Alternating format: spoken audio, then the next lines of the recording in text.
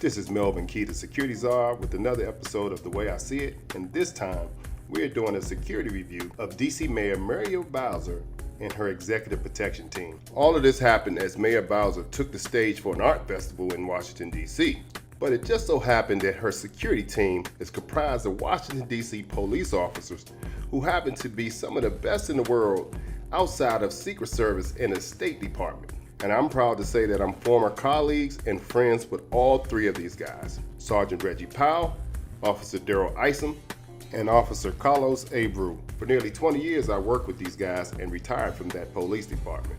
And I have no hesitation when I say that these guys are some of the best in the country, next to Secret Service and the State Department. As you watch this video, you see the first protester breach the stage, and an immediate reaction from Mayor Bowser's security team. Sergeant Reggie Powell, here in the black suit, and Officer Daryl Isom, seen here in this hat. After the initial response of both agents, you then see Officer Isom scan the crowd and pivot to his right to deflect the next protester trying to breach from the left side of the stage. As all of that is going down, I want you to pay attention to the right side of the screen, and you're going to see another agent, Officer Carlos Abreu. Abreu is Mayor Bowser's close protection officer, and he's going to get her out of there if necessary, while the other agents deal with the threats. But I want you to watch as Abreu's head and eyes constantly scan the room for additional threats. In football, they call that keeping your head on a swivel. Also pay attention to the constant communication between Abreu and the rest of his teams. In this video, you will see him communicating via radio, with his eyes, and with his body language, which is often an overlooked skill set when working in the executive protection business. Also notice how Abreu closes space on the mayor as he continues to scan the room for threats, hence the term close protection officer. This incident ended without injuries or a need to evacuate the mayor, and we can only contribute that to the experience, the training, and the awareness of Mayor Bowser's security team. And while I'm at it, I'd like to commend these guys for setting the standard for professional dress.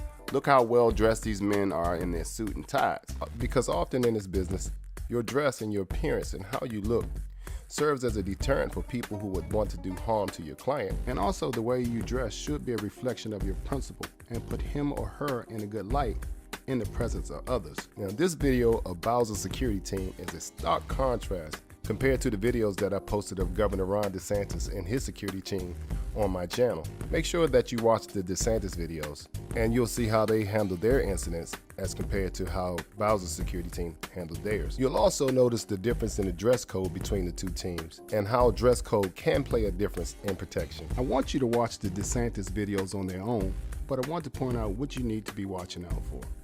The very first thing is the difference between how the two teams handle the protesters breaching the stage. Notice how Mayor Bowser's security team is strategic in their response.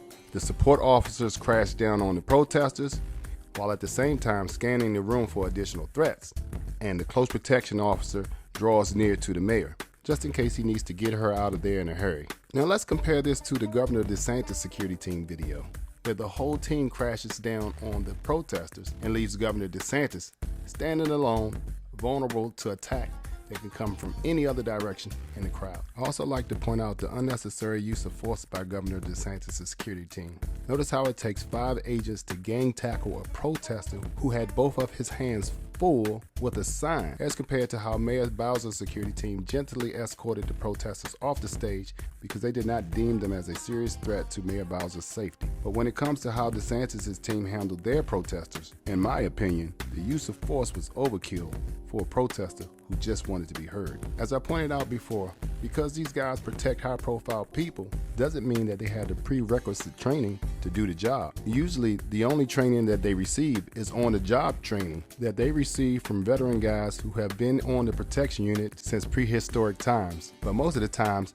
those guys didn't even get the appropriate training. They received on-the-job training from the veteran guys that came before them. Proper training makes all the difference in the world when it comes to protecting high-profile people. And the Washington, D.C. Metropolitan Police Department are the best at it. Again, I'm proud to say that I know these guys, that I was a part of that department, and that this is the stock that I come from. So Sergeant Powell, Officer Isom, Officer Abreu, thank you for your service. Thank you for protecting our mayor. I love you guys. Keep representing. And I know when you retire, we'll work together again someday. Well, that's the way I see it. Do me a favor. Please leave your thoughts in the comment section below. And please like, share, and subscribe to my channel. And remember to smash that notification button for more content just like this. Thanks for watching. Peace. I'm out.